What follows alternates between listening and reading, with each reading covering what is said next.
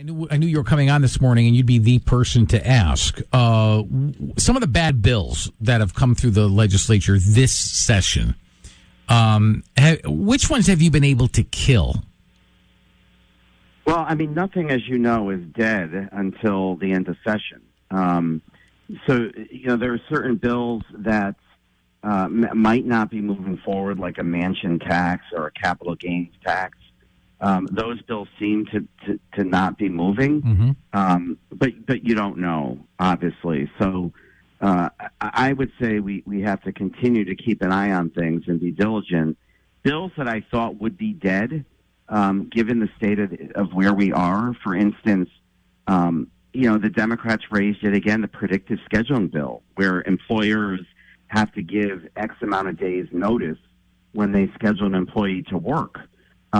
At a time when we have an employee shortage, we can't find people to work. Businesses put signs on their window, sorry, I had to close.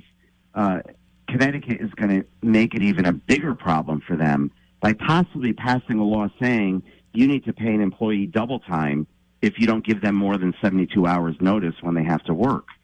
That bill I thought would be dead given this climate, but no, sure enough, it's passed out of labor. And it seems like it's getting legs now. So it's hard to predict. Very undisciplined session, I would say.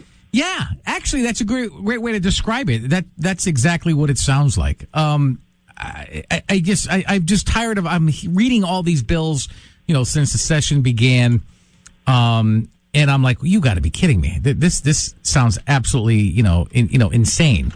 I'm sure. Go ahead. It's like a pig pile of press releases.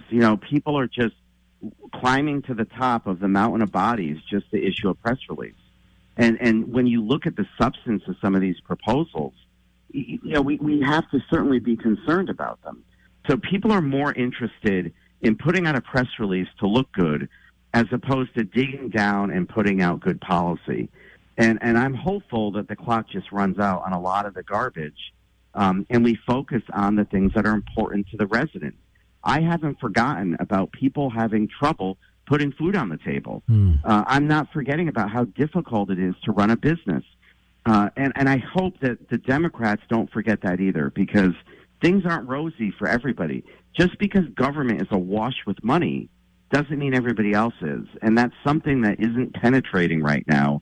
And that's evidenced by all these ridiculous bills they have out there. That's very well stated.